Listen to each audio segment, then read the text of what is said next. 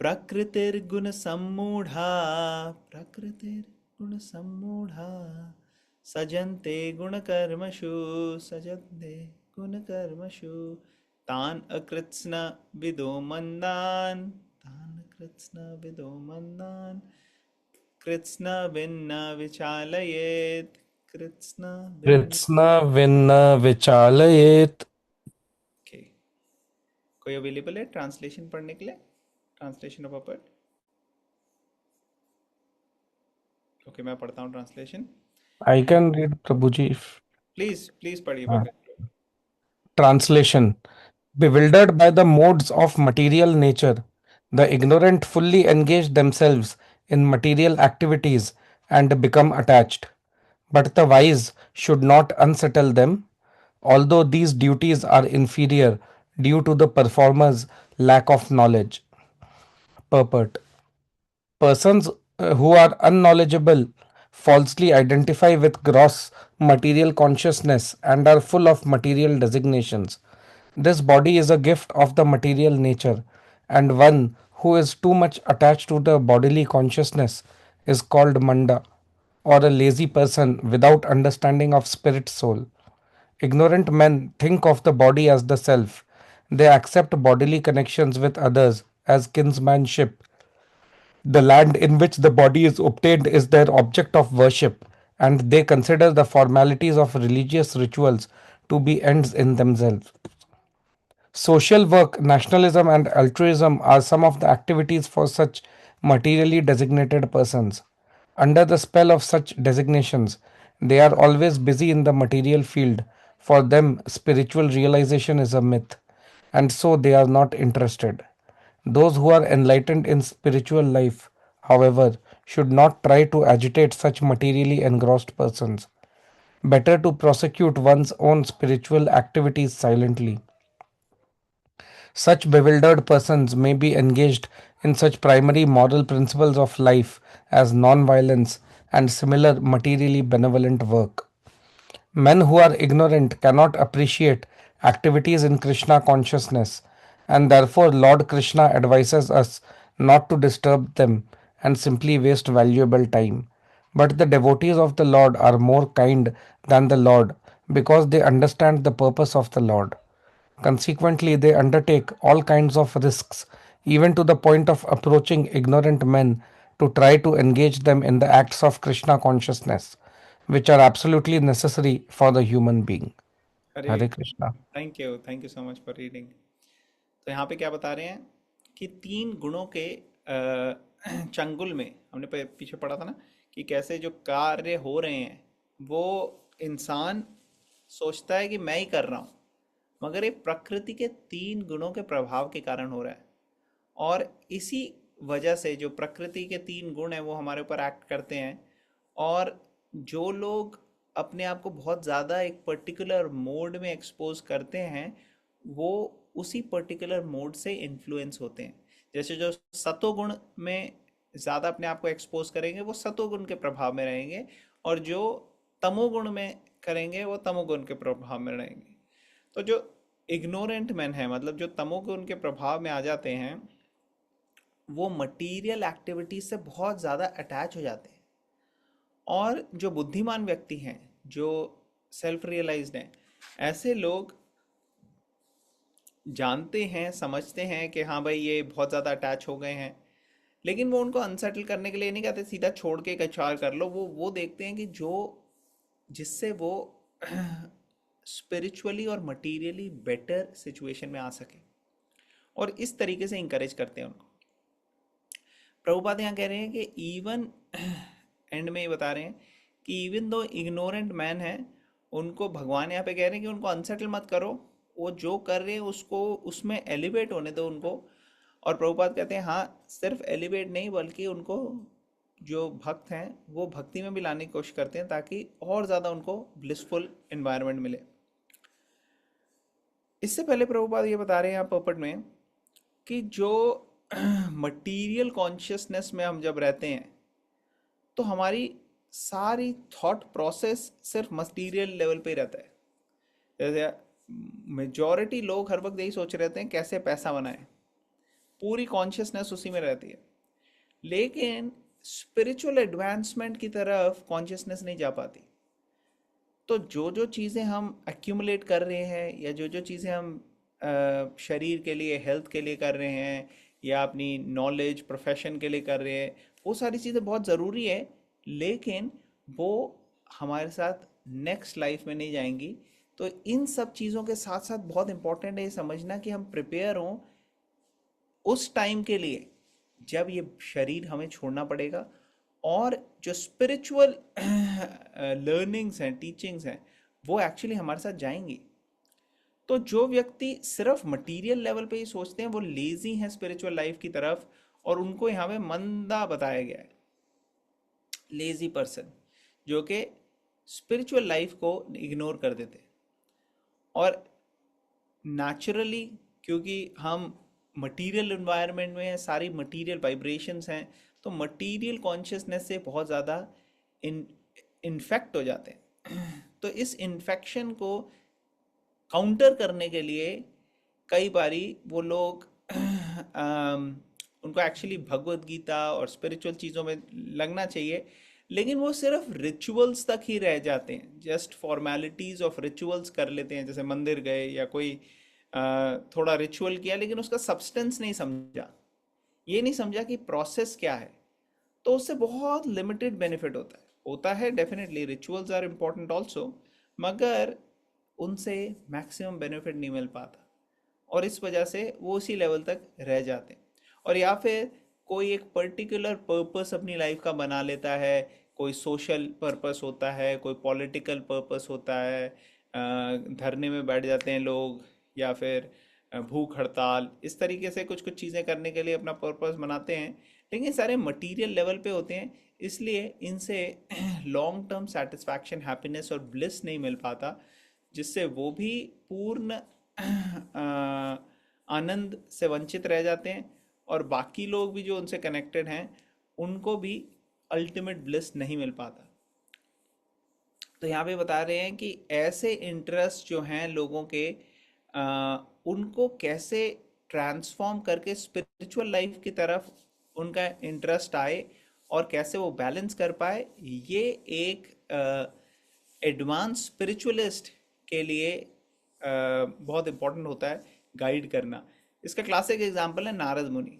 नारद मुनि ने देखा कि कैसे वाल्मीकि पहले एक हंटर थे, वो मार रहे थे जानवरों को, तो उन्होंने उसको गाइड किया, और इस तरीके से किया गाइड कि वो एक्सेप्ट कर पाए। तो इवन दो वो टोटली डिफरेंट एनवायरनमेंट में थे, डिफरेंट उसमें थे, लेकिन क्योंकि नारद मुनि की बात उनको बहुत ही ज़्यादा सही लगी, तो उन्होंने अपनी लाइफ चेंज करी। तो इस तरीके से जो भी हम राय किसी को दें, पहले तो अपनी खुद के लिए बेस्ट ये है कि हम अपने खुद स्पिरिचुअल लेवल में ग्राउंड हो जाएं, और फिर समय ना गवाते हुए उन्हीं लोगों को इससे इंट्रोड्यूस करें जिनके अंदर रिसेप्टिविटी हो, जो जानना चाहें, जो, क्योंकि बड़े सारे लोग हैं ऐसे जो जानना चाहते हैं, लोगों के अंदर बहुत क्यूरियोसिटी है, लोग एक्चुअली देख रहे हैं आजकल कि इससे बाहर क्या सोल्यूशन है। ठीक है, साइंटिफिक लेवल पे, एआई के लेवल पे कई सारे हमारे मटेरियल चीज़ों के सॉल्यूशंस हो सकते हैं, लेकिन हमारे कॉन्शियसनेस, हमारा कैरेक्टर, हमारा माइंड, हमारा जो पूरी फंक्शनिंग है, ये कैसे हमें शांति दे, इसका सॉल्यूशन नहीं मिल पा रहा लोगों को। तो लोग स्पिरिचुअलिटी के ऊपर की तरफ बहुत सीरियसली आजकल दे आर एक्सप्लोरिंग, और इस वजह से बहुत लोगों को इससे बेनिफिट हुआ है। कई लोग ऐसे हैं जो सुसाइड की तरफ देख रहे थे, लेकिन भगवत गीता के संपर्क में आने के बाद उनकी लाइफ टोटली ट्रांसफॉर्म हो गई। तो ऐसे कई एग्जाम्पल तो हमने खुद विटनेस किए। तो इसी तरीके से हम देखते हैं कि कई लोगों को बेनिफिट होता है स्पिरिचुअल लाइफ में, specially Bhagavad Gita as it is, जो कि प्रभुपाद जी ने बहुत ही सिंपल वे में हमारे लिए दी है। तो इसका हमको यूटिलाइज करना चाहिए, खासकर अभी न्यू ईयर आया है, तो न्यू ईयर में हम रिजॉल्व कर सकते हैं कि हम रोज़ थोड़े से श्लोक, या थोड़ी सी लाइन, या थोड़े से पेज, या एक पैराग्राफ भी अगर हम पढ़ें, तो एवरीडे हम देखेंगे धीरे धीरे धीरे धीरे करके हम स्पिरिचुअली और ग्राउंडेड होते जाएंगे। ओके, इस पर्टिकुलर श्लोक में किसी का कोई क्वेश्चन, कोई कमेंट, कोई पॉइंट? ओके, नेक्स्ट श्लोक चलते हैं। ये बड़ा इंपॉर्टेंट श्लोक है।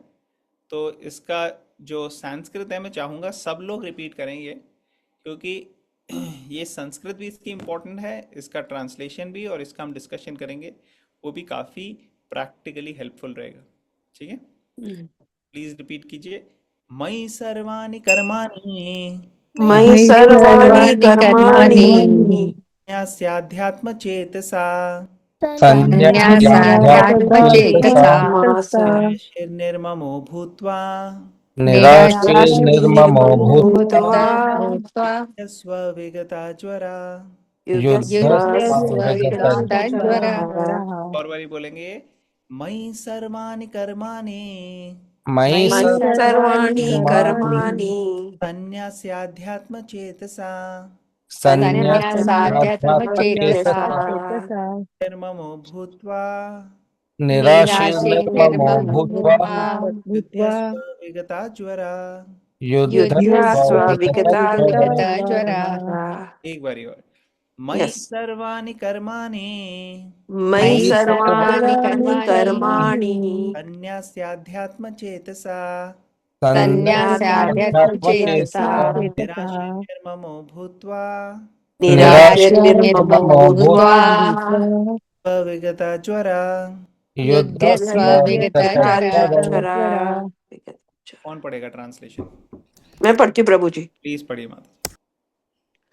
Translate. Therefore, O Arjuna, surrendering all your works unto me with full knowledge of me, without desires for profit, with no claims of proprietorship, and free from lethargy, fight. Purport. एक second pause करते हैं आप। हम ध्यान से अगर देखें तो कृष्णा बता रहे हैं अर्जुन को कि कैसे उसको अपने कर्तव्य का पालन करना है, किस कॉन्शियसनेस में। कई बारी लोग सोचते हैं कि भगवत गीता मतलब कर्म किए जा फल की चिंता मत कर, या फिर कर्म ही पूजा है, ऐसे करके लोग सोचते हैं।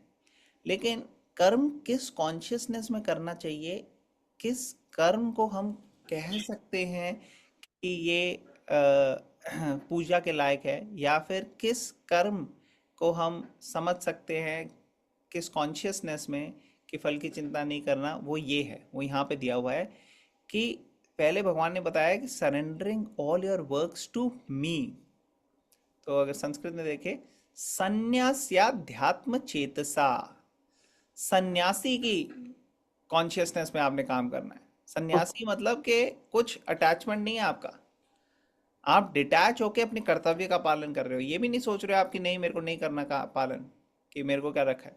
आप इस कॉन्शियसनेस में हो ही नहीं कि आप सोचोगे कि क्या मेरा प्रॉफिट हो रहा है, क्या लॉस हो रहा है, क्योंकि आपकी कॉन्शियसनेस है कर्तव्य पालन की।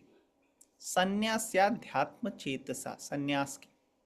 तो यहाँ पे बता रहे हैं कि सरेंडरिंग, भगवान पे सरेंडर करके, फुल कॉन्शियसनेस ऑफ मी, पूरी तरह से भगवान कृष्णा कॉन्शियस होके। भगवान हमारे जो इस्कॉन संस्था है, इसका फुल फॉर्म अगर आप देखेंगे तो है Krishna consciousness, international society for Krishna consciousness. क्यों? क्योंकि यहाँ पे दिया हुआ है, भगवान कह रहे हैं कि ऐसी कॉन्शियसनेस में हो जहाँ हम पूरा भगवान की नॉलेज हो हमारा। अध्यात्म चेतसा,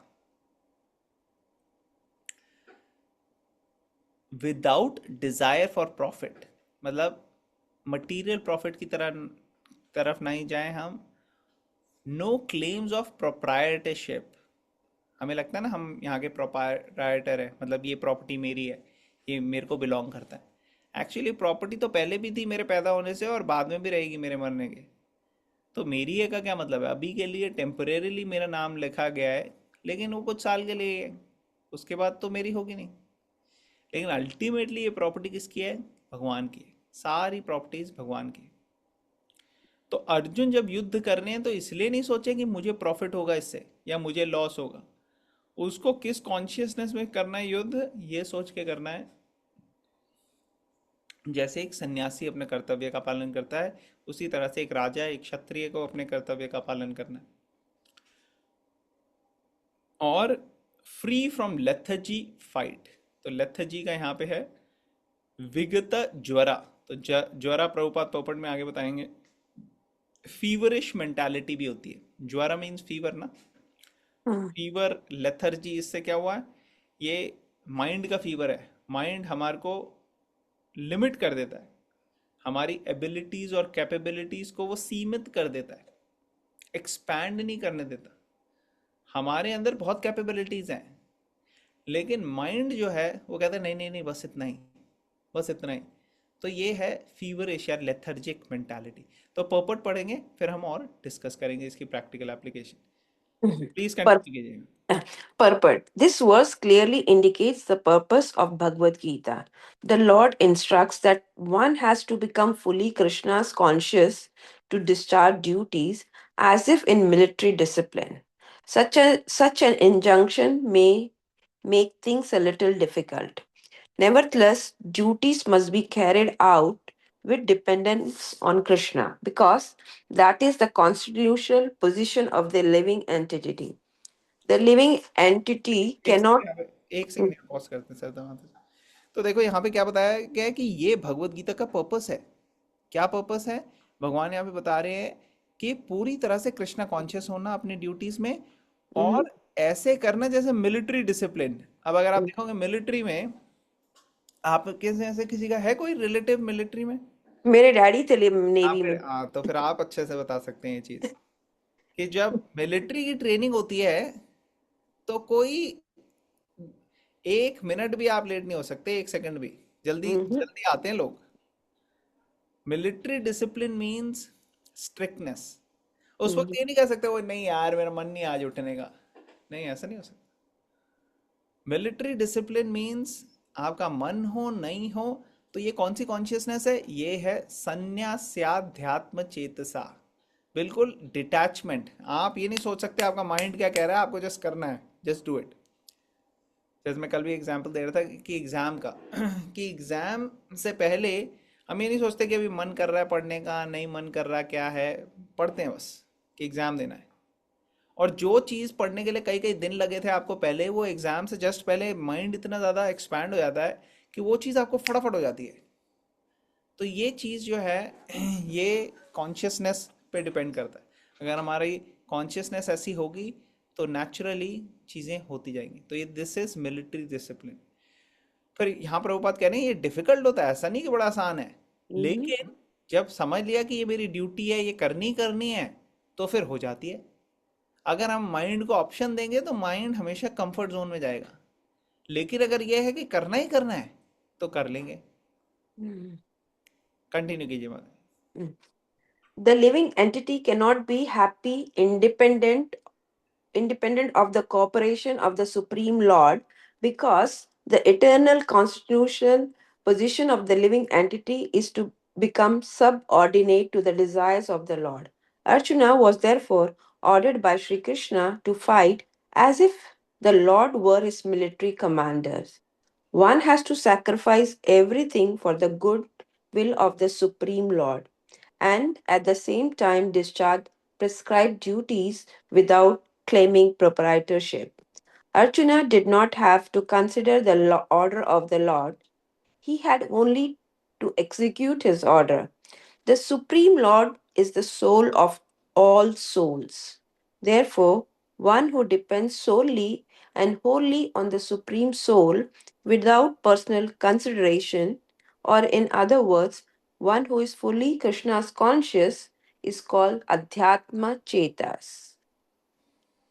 With, without personal consideration, or in other words, one who is fully Krishna's is called Adhyatma Chetas.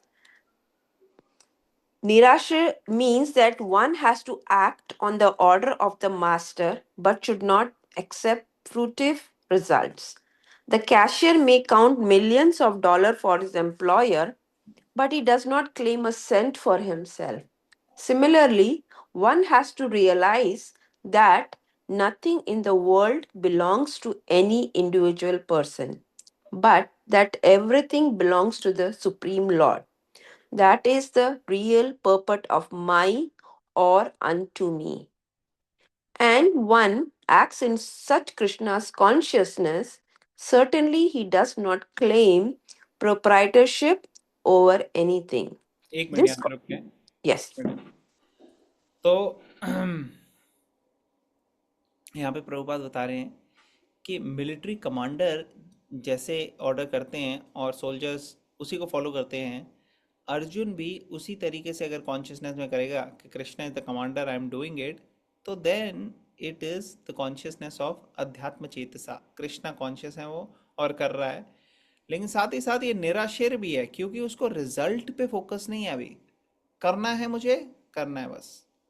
तो उसका निराशीर, ये कॉन्शियसनेस हमने ये सेकंड चैप्टर में भी पढ़ा था कि कैसे आ, निष्काम कर्म की भावना से जब काम किया जाए तो वो बेटर होता है सकाम कर्म की तरफ से। सकाम मीन्स आपको क्या मिलेगा इसका, लेकिन यहाँ निष्काम, जब मिलिट्री कमांडर ने कह दिया सुबह सुबह 3 बजे सबने आना है ट्रेनिंग के लिए, तो फिर जाना है। ऐसा नहीं सोचना कि भाई नहीं यार ये तो बहुत सुबह सुबह ठंड होगी, ये होगा वो होगा, वो उसके लिए कोई जगह नहीं है। फिर यहाँ पे दूसरा एग्जांपल ये दिया है कैशियर का, कि कैसे कैशियर जो बैठा होता है कितने सारे मिलियंस ऑफ रुपीस काउंट कर रहा है वो, या डॉलर्स काउंट कर रहा है। अब जब बैंक में कैशियर है, कोई आया, उसने बैंक से पैसे विड्रॉ किए, कैशियर ने उसको पैसे दे दिए। अब वो ये थोड़ी सोचता है कि ये कैशियर ने अपनी जेब से निकाल के मुझे पैसे दिए हैं, और वो कहेगा कि देखो कैशियर साहब आप देखो कितने अच्छे हो, आपने मेरे को अपनी तरफ से दे दिए पैसे। नहीं, वो उसी के पैसे हैं, और कैशियर भी ऐसे नहीं सोचता देखो मैंने तुम्हें पैसे दिए हैं। क्योंकि कैशियर जो है वहाँ सिर्फ वो एक इंस्ट्रूमेंट है, उसके जगह एक मशीन भी लगा सकते हैं जिससे हो जाए एटीएम मशीन। लेकिन कैशियर वहाँ पे जो बैठा है काउंट करके दे रहा है आपको, वो ये नहीं सोच रहा कि ये मेरी है। ये कॉन्शियसनेस जब होगी तो ये होती है डिटैच्ड कॉन्शियसनेस। ऐसी कॉन्शियसनेस में ही हमें रहना पड़ेगा जब हम डील कर रहे हैं ऐसी चीज़ों के लिए जो भगवान के अरेंजमेंट से हमारे पास आ रही हैं। जो भी चीज़ें हमारे पास आ रही हैं, उन चीज़ों को कैसे भगवान की सेवा में लगाना है, ये सोच के कि ये मेरी नहीं है, ये कॉन्शियसनेस हो गई निराशे, और ये कॉन्शियस हो गई एकदम संन्यास साध्व चेतसा की। तो इसमें कोई रिसोर्सेज हों, कोई एबिलिटीज़ हों, कोई कैपेबिलिटीज़ हों, सारी की सारी। तो ये क्या कॉन्शियसनेस है, nothing belongs to an individual person. मैं प्रोप्राइटर नहीं हूँ इन सब चीज़ों का। प्रोप्राइटर की भावना से नहीं करा इन्होंने, किस भावना से करा है? जैसे अर्जुन कह रहा था कि अगर मैं सारा का सारा युद्ध जीत भी जाऊं और सब मुझे प्रॉपर्टी मिल भी जाए सारी की सारी, तो फायदा क्या होगा? तो कृष्ण ये बता रहे हैं कि फायदे के लिए नहीं आप कर रहे, आप इसलिए नहीं कर रहे क्योंकि आपको प्रॉपर्टी जीतनी है, आप संन्यास या ध्यात्म चेतसा के कॉन्शियसनेस में कर रहे हो। So such a person does not claim proprietorship over anything. ठीक, माता जी कंटिन्यू करिए। okay. This consciousness is called nirmama, or nothing is mine. And if there is any reluctance to execute such a stern order, which is without consideration of all so-called kinsmen in the bodily relationship, that reluctances should be thrown off. In this way, one may become vigata jwara, or without feverish mentality or lethargy. Everyone, according to his quality and position, has a particular type of work to discharge, and all such duties may be discharged in Krishna's consciousness as described above. That will lead one to the path of liberation. Hare Hare Krishna, Krishna. Thank you. Mhm. तो आप लोगों ने कई बार सुना होगा कि अलग अलग आश्रम होते हैं। पहला आश्रम हो गया ब्रह्मचार्य आश्रम, फिर गृहस्थ आश्रम, फिर One वनप्रस्था, फिर चौथा last one. वनप्रस्था के बाद क्या है? One. Oh, संन्यास। One. sannyas. Very nice. Yeah, वही। ये आपने फेमस सुने हुए हैं। हम्म। लेकिन अगर हम देखें तो आज कल इस चीज़ को कोई भी फॉलो नहीं करता। और हम प्रभुपाद जी का एग्जाम्पल देखें, जिन्होंने ये बुक लिखी है, इनकी पर्पट और एक्सप्लेनेशन, इन्होंने इनका बहुत पूरी परफेक्ट तरीके से फॉलो किया। सही टाइम पे इनकी जो है, जो बचपन में इन्होंने अपना स्टूडेंट लाइफ ब्रह्मचार्य का स्ट्रिक्टली फॉलो किया। फिर शादी के बाद हाउस होल्डर लाइफ, गृहस्थ आश्रम, उसमें उन्होंने क्या कहते हैं, अपनी वाइफ के बच्चों का ध्यान रखा। बिजनेस के लिए इन्होंने फैक्ट्री अपनी लगाई, अलग अलग तरीके के बिजनेस वेंचर्स के लिए अलग अलग जगह जाना पड़ा। तो basically he was very successful businessman Prabhupada. और उसमें उनको अप्स एंड डाउन्स तो बिजनेस में आते ही हैं, तो ऐसे हुए। फिर सही टाइम पे आके प्रभुपाद जी ने जो है वानप्रस्थ आश्रम लिया। और वानप्रस्थ, जब वो गृहस्था में भी थे तो भी भगवत गीता का पूरे अच्छे से और सारे ग्रंथों का अच्छे से अध्ययन करके उनके, क्योंकि संस्कृत के बहुत बड़े स्कॉलर थे प्रभुपाद, इवन तो ही वॉज बिग बिजनेसमैन, मगर वो ये सारी चीज़ें चल रही थी उनके साथ साथ, भगवत गीता भागवतम ये सब लिख रहे थे। और सही टाइम पे आके, जैसे साथ साथ लिखने के साथ साथ सिखा भी रहे थे लोगों को, टीच भी कर रहे थे, प्रीच भी कर रहे थे। सही टाइम पे आके सारी चीज़ें, अपनी प्रॉपर्टीज़ वगैरह सब जो भी था इनके पास, वो सब अपने बच्चों के, जब बच्चे बड़े हुए उनके उसमें करके, वाइफ और बच्चों के, और वो वनप्रस्थ आश्रम के लिए चले गए, जिसमें उनका मेन मकसद ये था कि कैसे भगवान की सेवा को बढ़ाया जाए, कैसे ये बुक्स लिखी जाएं। तो ये कॉन्शियसनेस जब सब उन्होंने अपना जो खुद हार्ड अर्न था वो अपने बच्चों को करके और खुद टोटली इसको डेडिकेट किया भगवान की सेवा में, ये कॉन्शियसनेस बताती है कि प्रभुपाद जी की, कि कैसे उनकी कॉन्शियसनेस ये थी, नथिंग इज माइन, निर्ममा कॉन्शियसनेस। और वो चले गए पूरी तरीके से भगवान की सेवा करने। और ये एग्जाम्पल है, ये जो प्रभुपाद यहाँ कह रहे, reluctance should be thrown off and in this way one become विगता ज्वरा।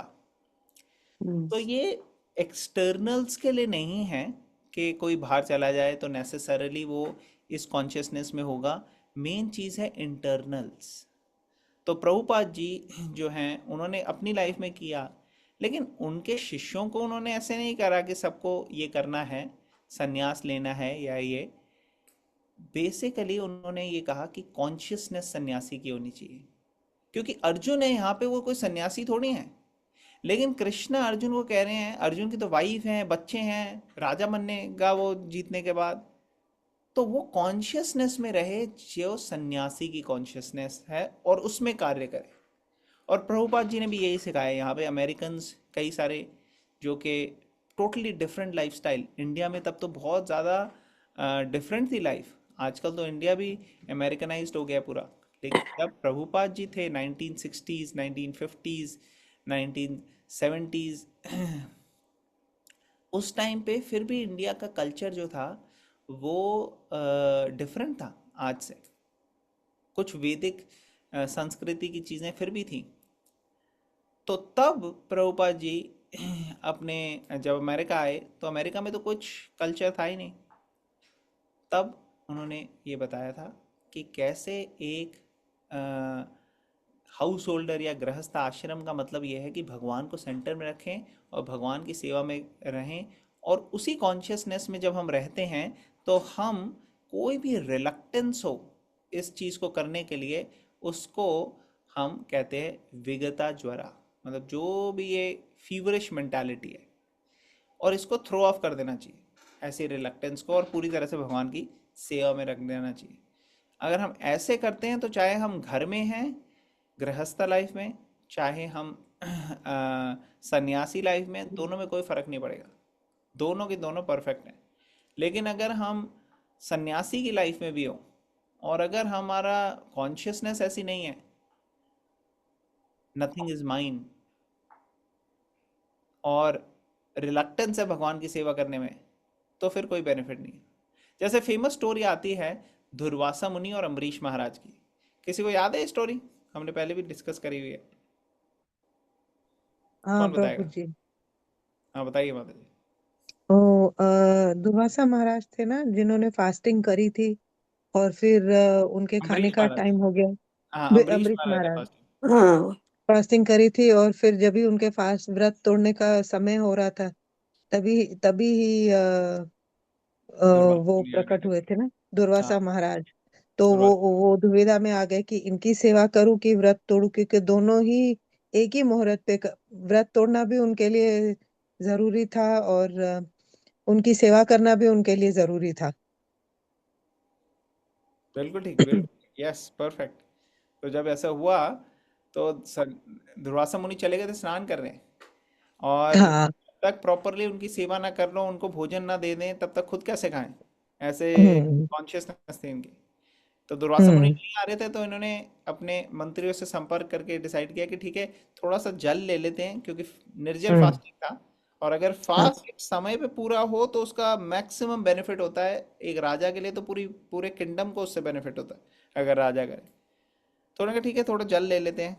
तो उन्होंने थोड़े से ड्रॉप्स जल के लिए। लेकिन दुर्वासा मुनि को, उनकी इतनी ज़्यादा योगी बड़े थे वो, कि उनको पता लग जाता था कि कौन क्या चल रहा है। तो उनको पता लग गया इन्होंने हम्म। कुछ लिया है। उन्होंने कहा ये कोई एटिकेट नहीं हुआ कि आपके घर मेहमान आए हैं और आप ले रहे हो कुछ। हम्म। तो उन्होंने ये नहीं सोचा कि भाई जरा सा जल ही तो लिया। दुर्वासा मुनि को क्रोध आ गया उनको। वो खुश भी बड़ी जल्दी हो जाते हैं और क्रोध भी बड़ी जल्दी आ जाता है, क्योंकि वो अंश हम्म। अवतार हैं शिव जी के, दुर्वासा मुनि। लेकिन इस हम्म। पर्टिकुलर कॉन्टेक्स्ट में ये दिखाने के लिए कि कैसे भगवान विष्णु के भक्त जो हैं वो सुपीरियर है, ये पूरी की पूरी लीला होती है। और वो कैसे अपने आप को कंडक्ट करता है एक भक्त, ये भी सिखाने के लिए ये पूरी लीला होती है। तो इसमें हुआ हम्म। क्या, दुर्वासा मुनि जो थे वो गए, और दुर्वासा मुनि ने अपना गुस्सा प्रकट किया अम्बरीश महाराज को। सिर्फ गुस्सा ही नहीं, वो इतने ज़्यादा क्रोधित हो गए कि उन्होंने अपने शक्तियों से एक ऐसे बाल निकाला और उस बाल के ऊपर मंत्र पड़ा। और वो मंत्र के बोलते ही तभी वहां पे एक बहुत बड़ा राक्षस प्रकट हो गया, जो कि जाने लगा, हम्म। अटैक करने लगा अम्बरीश महाराज को। लेकिन जब वो कर रहा था तभी सुदर्शन चक्र आ गया। सुदर्शन चक्र ने उस डीमन को भी मार दिया और दुर्वासा मुनि की तरफ जाने लगा। और दुर्वासा मुनि आगे आगे भाग रहे हैं, पीछे पीछे सुदर्शन चक्र। चले गए सीधा ब्रह्मलोक, ब्रह्मा जी के पास, कि ब्रह्मा जी बचा लो, ये देखो सुदर्शन आ रहा है। ब्रह्मा जी ने कहा सुदर्शन के आगे तो मेरा कुछ नहीं बस चल सकता, मैं तो कुछ भी नहीं कर सकता इसके लिए। तो वो चलते हैं, जाते हैं शिव जी के पास, कि शिव जी आप बचा लो, ये देखो सुदर्शन आ रहा है। शिव जी ने कहा मैं कहाँ कुछ कर पाऊंगा, ये तो सुदर्शन है। फिर वो गए विष्णु जी के पास, कि सुदर्शन आ रहा है, बचा लो आप। विष्णु जी ने कहा मैं कुछ नहीं कर सकता। उन्होंने कहा आप कैसे कुछ नहीं कर सकते, आपका ही तो है सुदर्शन चक्र। उन्होंने कहा हाँ, लेकिन मैं तो अपने भक्त के सबॉर्डिनेट हूँ, मेरे से बड़ा तो मेरा भक्त है, तो मेरे हाथ में कुछ नहीं है। आप मेरे भक्त से ही क्षमा मांगो, अम्बरीश महाराज से, तभी कुछ होगा। और अम्बरीश महाराज के पास से चले गए दुर्वासा मुनि, और अम्बरीश महाराज ने कहा क्षमा तो मुझे आपसे मांगनी चाहिए, आप इतने महान जो है सन्यासी, और मैं तो एक छोटा सा यहाँ पे वो, मेरे तो कुछ भी, मैं तो कुछ भी इस लायक नहीं हूँ कि आपको कुछ क्षमा कर सकूं। मैं तो तब से यही प्रार्थना कर रहा हूँ कि भगवान आपको कुछ कष्ट ना हो, क्योंकि मेरी मिस्टेक थी जिसकी वजह से गलती हुई, और आपने अच्छा मुझे वो किया। तो दुर्वासा मुनि ने जब ये देखा, तो दुर्वासा मुनि को समझ आ गया कि बहुत बड़ी गलती की उन्होंने। और जो सुदर्शन चक्र है वो कुछ कर नहीं पाया, क्योंकि भक्त जो था दुर्वासा मुनि के सामने, जो अम्बरीश महाराज थे, अम्बरीश महाराज उनके लिए प्रार्थना कर रहे थे। तो इसलिए विष्णु जी ये बताने चाह रहे हैं कि देखो, जो भक्त है वो मुझसे भी ग्रेट है। तो इसमें हम देखते हैं इस पर्टिकुलर स्टोरी में कि कैसे कॉन्शियसनेस जो थी अम्बरीश महाराज की, वो ये थी, संन्यास की कॉन्शियसनेस थी, डिटैचमेंट की कॉन्शियसनेस थी। उनकी कॉन्शियसनेस थी full of selfless service and surrender. लेकिन दुर्वासा मुनि जो कि सन्यासी थे, उनकी ऐसी कॉन्शियसनेस नहीं रही। उनकी कॉन्शियसनेस करप्ट हो गई, उनको प्राइड आ गई, उनको घमंड आ गया कि देखो मैं सबक सिखाता हूँ इसको, इसने गलत किया है। तो इस तरीके की कॉन्शियसनेस भी उचित नहीं है। ये एक पूरी पूरी लीला थी, जिससे ये आने वाले कई सारे दशकों के लिए, मिलेनियम के लिए लोगों को पता लग जाए, युगों युगों के लिए, कि क्या सही कॉन्शियसनेस है और किस कॉन्शियसनेस से हमें दूर रहना चाहिए। ठीक है ना? क्लियर? सबको क्लियर हो रहा है? किसी का कोई क्वेश्चन, कमेंट, कोई पॉइंट यहाँ पे?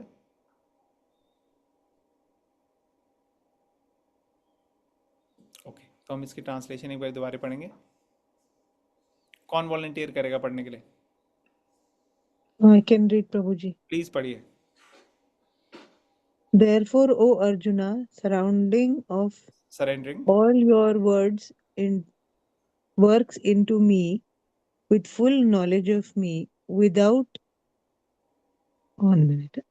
desires for profit, with no claims to proprietorship, and free from lethargy, fight. Yes, तो हमें अपनी एवरीडे लाइफ में देखना चाहिए कि कैसे हम इसको इनकॉर्पोरेट कर सकें।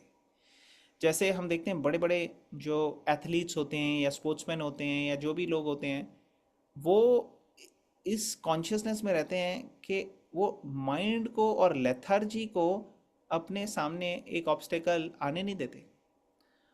वो फोकस्ड रहते हैं जो उन्हें करना है, फ्री फ्रॉम लेथर्जी रहते हैं, वो माइंड के ट्रैप में नहीं फंसते।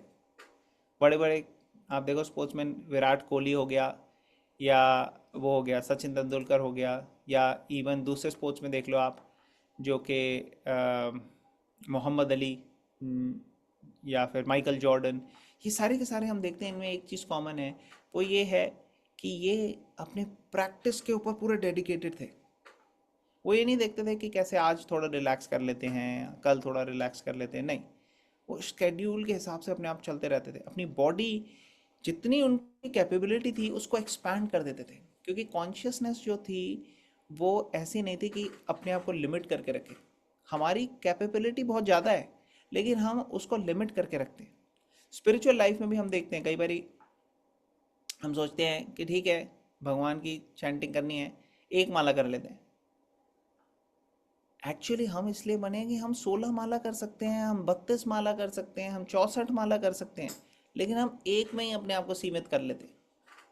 या फिर अगर भगवत गीता पढ़नी है, हम पूरी भगवत गीता पढ़ सकते हैं एक्चुअली 2-3 दिन में ही, एक हफ्ते में ही, लेकिन हम क्या कहते हैं, हम कहते हैं एक ही लाइन पढ़ेंगे।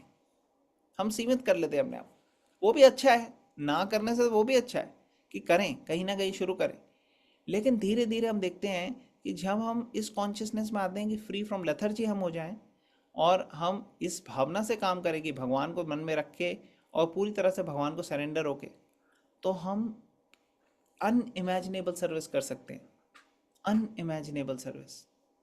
कई सारे ऐसे एग्जाम्पल हैं लोगों के जो शुरू शुरू में बिल्कुल भी नहीं किसी चीज़ को करने के लिए सक्षम थे, या उनको लग नहीं रहा था कि वो कर पाएंगे, लेकिन फिर भी एंड में कर पाए। फेमस एग्जाम्पल रामायण में आता है हनुमान जी का, कि कैसे हनुमान जी जो थे उनको याद नहीं था उनकी कैपेबिलिटी कैसी है, क्या है, लेकिन किसने याद कराया हनुमान जी को जब समुद्र पार करना था? जामवंत है। जामवंत ने याद कराया। तो जामवंत ने जब याद कराया हनुमान जी को कि आप ये कर सकते हैं, उसके बाद हनुमान जी ने किया। और जब हनुमान जी क्रॉस कर रहे थे ओशन में, तो उनके आसपास काफी ऑब्स्टेकल्स आए। पहला ऑब्स्टेकल क्या था, कोई बता सकता है? पहला ऑब्स्टेकल क्या आया था हनुमान जी की? सुरसा। सबसे पहला ऑब्स्टेकल आया था मेनक पर्वत। हाँ हाँ, मेनक। क्या क्या बोला था मेनक पर्वत ने? किसी को याद है? मेनक पर्वत ने कहा आप रेस्ट कीजिए, यहाँ कहाँ जा रहे हो आप इतना देखो समुद्र पार करके आप आ रहे हो, अभी ये और लंबा समुद्र है, थोड़ा रेस्ट कर लो थोड़ा यहाँ पे। तो ये होती है लेथर्जिक कॉन्शियसनेस, जो हमारा माइंड प्रपोज करता है और हम एक्सेप्ट कर देते हैं। माइंड कहता है ठीक है बहुत हो गया, अभी थोड़ा रिलैक्स करो, और हम कहते हैं हाँ ठीक है यार, मैंने 2-3 बारी माला तो कर ली, या फिर मैंने एक पेज तो पढ़ लिया भगवत, अब हम छोड़ देते हैं, अब रिलैक्स करते हैं। लेकिन हनुमान जी की कॉन्शियसनेस ये नहीं थी। हनुमान जी की कॉन्शियसनेस ये थी कि कैसे राम जी की सेवा के लिए मैं पूरी तरह से अपने आप को डेडिकेट करूं, और जल्दी से जल्दी इमीडिएटली होनी चाहिए राम जी की सेवा। तो हनुमान जी जा रहे थे, और जब वो जा रहे थे और जब मेनक पर्वत आया, तो मेनक पर्वत को उन्होंने प्रणाम किया, उसकी सेवा ली एक हाथ से और आगे बढ़ गए। हनुमान जी रुके नहीं वहाँ पे, ये नहीं कहने लगे हाँ थोड़ा रिलैक्स कर लेता हूँ यार, थोड़ा लेट जाता हूँ, हाँ थोड़ा सो लेते हैं, नहीं। हनुमान जी की कॉन्शियसनेस ये थी कि कैसे भगवान की सेवा करनी है, और इसी कॉन्शियसनेस में कुछ ऑब्स्टेकल ऐसे आए जिन्होंने कंफर्ट का वो किया, कुछ ऐसे आए जिन्होंने ये किया तुम्हारे तुम इसको पार नहीं कर सकते, जैसे सुरसा, सिम्हिका, इन सब ने चैलेंज किया हनुमान जी को, और हनुमान जी ने पहले कंफर्ट को टच करके छोड़ के चले गए। दूसरे में कौन आया? जो सुरसा आई, वो बुद्धि की परीक्षा ले रही थी कि कितने बुद्धिमान है ये। अननेसेसरली वेस्ट कर लड़ाई करके उनके साथ टाइम नहीं वेस्ट किया उन्होंने। उसने कहा कि मेरे मुंह के अंदर से गुजरना पड़ेगा तुझे, तो बहुत बड़े हो गए, तो इसने बहुत बड़ा अपना मुंह खोल लिया, फिर वो बहुत छोटे हो गए और छोटे होके अंदर से निकल आए बाहर। उन्होंने कहा लड़ने की क्या ज़रूरत है, मैं अब आपके मुंह से आ गया हूँ, अब मुझे जाने दो। उन्होंने कहा ठीक है, फुल ब्लेसिंग, मैं तो वैसे भी देवताओं ने मुझे टेस्ट करने के लिए भेजा था आपको, तो आप जाओ। फिर आई राक्षसी सिम्हिका, सिम्हिका ने उसकी परछाई पकड़ ली हनुमान जी की।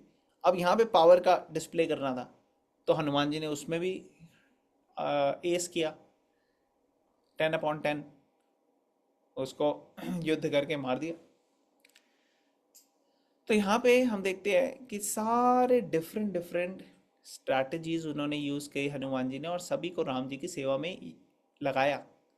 तो ये है विगता ज्वरा, फ्री फ्रॉम लेथर्जी, संन्यास्याधमत चेतसा, मतलब एकदम सन्यासी की कॉन्शियसनेस में काम किया। और ये सारी चीज़ें हम देखते हैं। सक्सेस जहाँ पे भी है, कहीं ना कहीं ये स्पार्क है संन्यास आत्म चेतसा का, मतलब कि डिटैचमेंट का। कंफर्ट जोन से बाहर आके लोग वर्क हार्ड करते हैं, तभी उनको सक्सेस मिलती है। लेथर्जी से बाहर आके काम करते हैं, तभी उनको सक्सेस मिलती है। तो इस तरीके से हम अपनी जो एबिलिटीज़ हैं, कैपेबिलिटीज़ हैं जो भगवान ने हमें दी हैं, और जिसको हम, जो डॉर्मेंट है अभी, फ्रक्टिफाई नहीं की हुई, बाहर नहीं आई हुई, उनको हम बाहर ला सकते हैं और कई गुना ज़्यादा अपने आप को जो है एफिशिएंट बना सकते हैं एवरीडे लाइफ में। और यही यहाँ पे कृष्णा अर्जुन को इंकरेज कर रहे हैं करने के लिए। ओके, मैं स्टॉप करता हूँ यहाँ पे। किसी का कोई क्वेश्चन, कमेंट, कोई पॉइंट जो हमने आज डिस्कस किया उसमें से?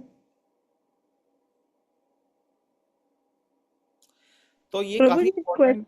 हाँ जी, बताइए सॉरी सर, सॉरी, बताइए। ये भगवत गीता से नहीं रिलेटेड है ये। अभी आपने हनुमान की बात कही तो मुझे ऐसे में हम लोग स्टोरीज सुनते हैं कि हम्पी के बाजू एक ट्राइब है जो कहते हैं, स्पेशली दिवाली के टाइम पे ये सुना था मैंने कि भाई हम्पी के बाजू एक ट्राइब है जो बहुत प्रेयर करते हैं और हनुमान को बुलाते हैं, और हनुमान को वरदान दिया हुआ है कि वो धरती से जा नहीं सकते।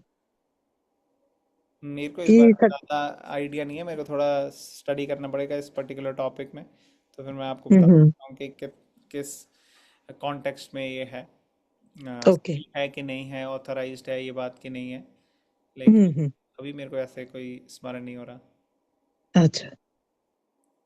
Okay, thank you very much. I think, अच्छा हाँ, किसने हाथ रेस किया? यस, मालिनी माता जी।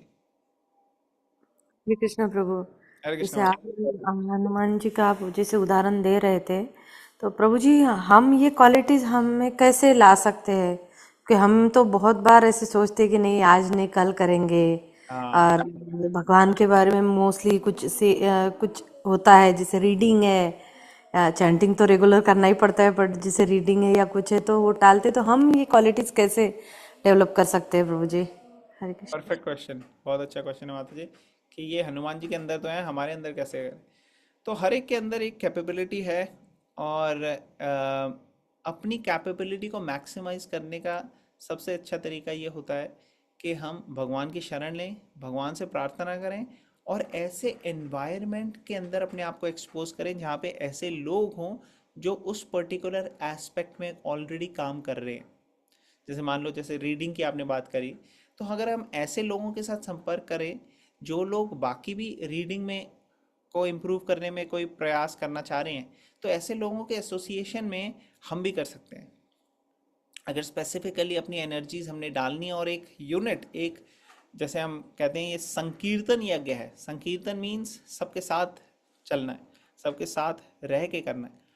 तो उसमें अगर हम एक एसोसिएशन बिल्ड करें जहाँ पे थोड़ा सा फोकस हो रीडिंग में, चाहे once a week, twice a week, thrice a week, ऐसे करके शुरू कर सकते हैं कि हफ्ते में रोज़ नहीं कर सकते हम, एवरी डे, तो 2 बारी हफ्ते में शुरू करें। तो ऐसे स्मॉल स्टेप्स जब हम लेते हैं ना, तो धीरे धीरे हम करते हैं कि एक रेगुलेशन बनती है, और उससे 0 से 1 तक तो आए हम, 1 से 2, 2 से 3, धीरे धीरे करके हम देखते हैं हमारी एक रूटीन बन सकती है और हम उसमें इम्प्रूव हो सकते हैं। और माइंड का काम ही ये है कि उसने बोलना है कि आज नहीं। माइंड ये नहीं कहता कि आप भगवान की सेवा मत करो, वो बस ये कहता है कि अभी मत करो, बाद में कर लेना, इवनिंग में कर लेना या कल कर लेना। हमारा युग कौन सा है? कलयुग है, तो कलयुग में फिर कल ही करेंगे, आज थोड़ी करेंगे। तो ये जो कॉन्शियसनेस है, ये माइंड के अंदर इनहेरेंट लेजीनेस है एक्चुअली। ये लेजीनेस है जो हमें स्पिरिचुअल लाइफ से दूर रखती है। तो इसको ओवरकम करने का सबसे इंपॉर्टेंट चीज़ है कि चैंटिंग में हम प्रार्थना करें भगवान से स्पिरिचुअल एनर्जी के लिए, स्पिरिचुअल शक्ति के लिए, और जो हमारी कॉन्शियसनेस है, तुलसी महारानी से प्रार्थना करें तुलसी आरती करते वक्त, या इवन अदरवाइज भी तुलसी में जल चढ़ा सकते हैं हम। और एक एसोसिएशन क्रिएट करें। इन 3 स्टेप्स अगर हम लेंगे तो हम देखेंगे with in a very very short time, कुछ ही महीने में आप देखोगे कि आपकी वो पर्टिकुलर चीज़ जैसे रीडिंग है वो बहुत ज़्यादा इम्प्रूव हो गई। डज इट मेक सेंस माता जी? यस प्रभु जी, thank you so much. Hare thank you. Krishna. प्रभु जी, मेरा एक प्रश्न है। यस माता जी। हम रोज जैसे सुनते हैं, करते हैं, जैसे भागवतम सुबह रोज सुनते हैं, मतलब क्लास होती है, तो वो करने से भी ठीक है या फिर पढ़ना ही जरूरी है उसमें? जैसे हम, हाँ, ये बहुत अच्छा क्वेश्चन है। आप पूरा कर लीजिए क्वेश्चन, फिर मैं बताता हूँ। नहीं, मेरा ये क्वेश्चन है, जैसे हम लोग रोज भागवतम की क्लास रहती है, तो वो सुनने, वो क्लास जैसे आप करते हैं वैसे वो माता जी भी करती हैं, तो वो उतना करना ठीक है या फिर पढ़ना ही जरूरी है? फिर उनके क्लास में सुन रहे, जो बता रहे, कर रहे, फॉलो कर रहे, दिस इज तो वेरी गुड क्वेश्चन। हम्म, तो जैसे जैसे अगर आप खाना रोज खाते हो, अगर मैं आपसे पूछूं कि सिर्फ खाने में चावल ही खा लें तो हो जाएगा क्या, कि दाल भी जरूरी है या सब्जी भी जरूरी है, तो आपका क्या जवाब होगा? सब जरूरी है। तो बैलेंस होना चाहिए ना डाइट। क्या अगर आप बैलेंस डाइट नहीं लोगे तो आपको कहीं ना कुछ कमी रहेगी, आपकी पूरी न्यूट्रिशन और ग्रोथ उतनी अच्छी नहीं होगी। उसी तरह से जब हम हेयरिंग करते हैं, कभी कभार वो इजी रहती है क्योंकि हमने सुन लिया, ठीक है, आ गया। अब पढ़ने में थोड़ा एफर्ट लगाना पड़ता है, खोलनी पड़ती है ओके। बुक, खोलना पड़ता है, ये समझना पड़ता है, इंग्लिश हो हिंदी हो कुछ भी हो, तो उसमें थोड़ा एफर्ट लगाना पड़ता है और वो थोड़ा ज़्यादा मुश्किल होता है। इसीलिए ज़्यादा हम पढ़ नहीं पाते। लेकिन सुनना हो, कोई कॉन्फ्रेंस भी कभी कभार हो जाए, या फिर हम यूट्यूब में सुन लेते हैं या कुछ ऐसे करना, वो थोड़ा फिर भी पॉसिबल है। बट एक्चुअली क्या है कि अगर आप की कोई एस्पेक्ट ऐसा है ना जो आप ज़्यादा नहीं कर पा रहे, जैसे रीडिंग नहीं कर पा रहे, तो आप थोड़े से शुरू करो। आपको बिल्कुल ये नहीं कि मैक्सिमाइज करना है, थोड़ा लेके चलो। और उससे क्या होगा, धीरे धीरे आपकी एक रूटीन रहेगी। जैसे कई लोग क्या करते हैं, वो कहते हैं एक श्लोक भगवत गीता का रोज पढ़ूंगा मैं मिनिमम, तो रोज सुबह चैंटिंग करी और श्लोक एक पढ़ लिया, चलो एक तो हुआ। तो that is good, that is not the best, मगर एक तरीके से आपका एक रूटीन बना हुआ है। और अगर धीरे धीरे करके आप जैसे कुछ सुनते हैं लेक्चर में या कुछ करते हैं, उस पर्टिकुलर टॉपिक को, उस पर्टिकुलर श्लोका को एडिशनली पढ़ सकते हो आप उस दिन। लेकिन सिर्फ एक तरफ टिल्ट हो जाना कि सिर्फ मैं रीडिंग ही करूंगा या फिर सिर्फ मैं लेक्चर ही सुनूंगा, उसमें आपकी ग्रोथ जो है वो इतनी ऑल राउंडेड नहीं होगी, स्पिरिचुअल ग्रोथ, जितनी आप सब चीज़ें बैलेंस करके लोगे। जैसे खाने में हर चीज़ बैलेंस करके खाओ, तो उससे अच्छे सारे न्यूट्रिएंट्स आते हैं, अदरवाइज फिर डेफिशिएंसी हो जाती है। ठीक है ना ये माता? ये आपने जो बोला सही है प्रभु जी, पर मुझे ऐसा लगता है, मतलब मेरा विचार है ऐसा, कि मुझे लगता है जब सुनेंगे उसके बाद पढ़ेंगे तो फिर ज्यादा समझ में आएगा। हाँ, तो जो टॉपिक आपने सुना है वो आप पढ़ते हो फिर उसी दिन? नहीं, वो नहीं करते, इसलिए अच्छा वो उसी दिन कर सकते नहीं। वो हाँ, वो उसी दिन करो आगे आप, तो फिर वो बढ़िया हो जाएगा। ओके, श्योर, ये अच्छा है, यस। है ना? थैंक यू प्रभु जी। क्यों, thank you, nice question. Okay, और किसी का कोई क्वेश्चन? क्या सर्वले जो ना होते हैं आई रेडी होते हैं। थिंक किसी का कोई सवाल नहीं है, तो हम यहीं स्टॉप करते हैं। ग्रंथराज भगवद गीता की जय, जय श्री प्रभुपाद की जय। टेंथ थैंक यू और वेरी मच।